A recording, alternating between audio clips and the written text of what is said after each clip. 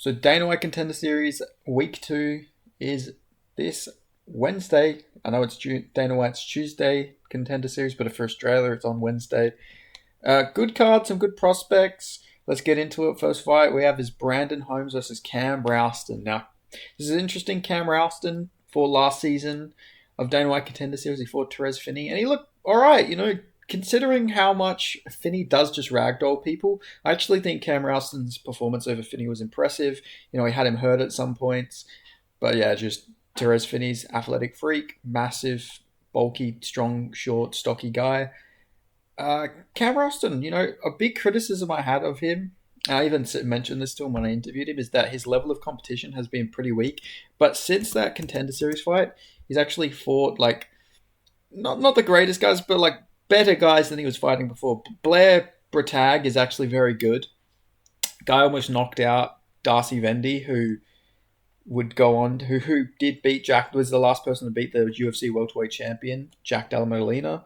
He beat Alfred Stoddart, which I know the record doesn't appear that good, but Stoddart on paper is like a nightmare matchup for Rouston, and he did go out there and dominate him with ease.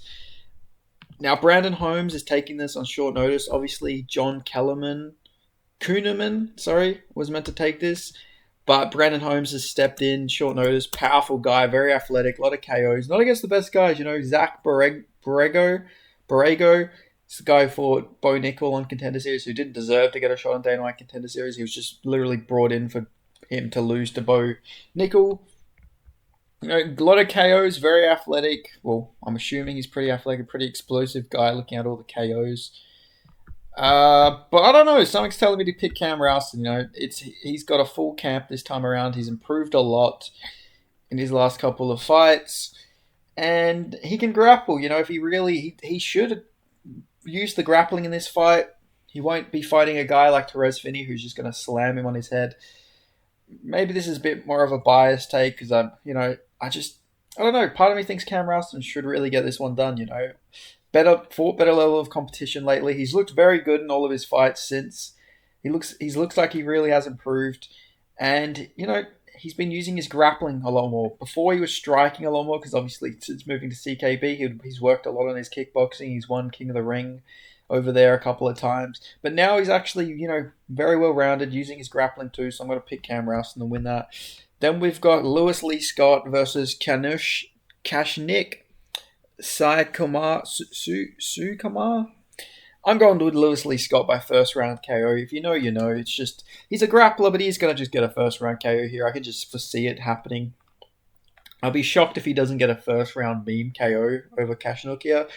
Now, Kashnook is fighting in America, so maybe this is a different scenario to the other Indian fighters we've seen try to get into the UFC. He is actually beating American level competition, which makes his 5-0 a bit more impressive. He fought Anthony Pettis FC, not against a good guy. Fought a 5-1 guy in Shogun Fights. He's won a few fights on CFFC. He had a comeback victory over Adamu Issar. He was losing that fight, but he did come back and get a finish, so that's impressive. He showed that he can deal with some adversity. But this time, I don't know why, Lewis Lee's got a very good prospect. He should realistically win with the grappling, but I just know he's going to get a KO. There's just something in my heart of hearts is telling me that he's going to go in there and knock him out. He doesn't really have many knockouts. He's got punches. No, he's got a few head kick punches. He is going to knock him out, all right, guys? It's just going to happen. He's a grappler, but he's just going to somehow find the chin of him, and he's going to put him out cold. So let's go with Lewis Lee Scott. Then we've got Josh Hockett versus Gulamheme Urel. Definitely butchered that. Nailed it. I'm going to go with Josh Hockett. He's very good. Former linebacker, I'm pretty sure. He used to play American football. I think he was in the NFL, sorry. No, I'm not sure. It's one of those. I'm not really an expert when it comes to it. But he was an American football player. Very big guy, very athletic. Not even super heavy, which I like. I actually think that's better. It means he's probably a bit more, uses his skill. Fought in Bellator. Now 5-0. He's got some personality as well, this guy. Yeah, he fought on the last Bellator card, I'm pretty sure, actually. And then he fought on the Bellator champions. But the last proper Bellator, before PFL bought him. He can submit people. He can do punches. He's very heavy on top. I think he'll beat Gamori here. to be honest with you guys. Gamori's not bad by any means. He's powerful, but you just know if it's a heavyweight grappler versus striker, if Josh gets the takedown, he's going to win this with ease. Then we've got Tommy Kasui versus Romaro Jimerez. I'm definitely butchering that one too. I apologize. Some really good wins, some pretty decent wins for this guy, for the Mexican fighter, Romaro.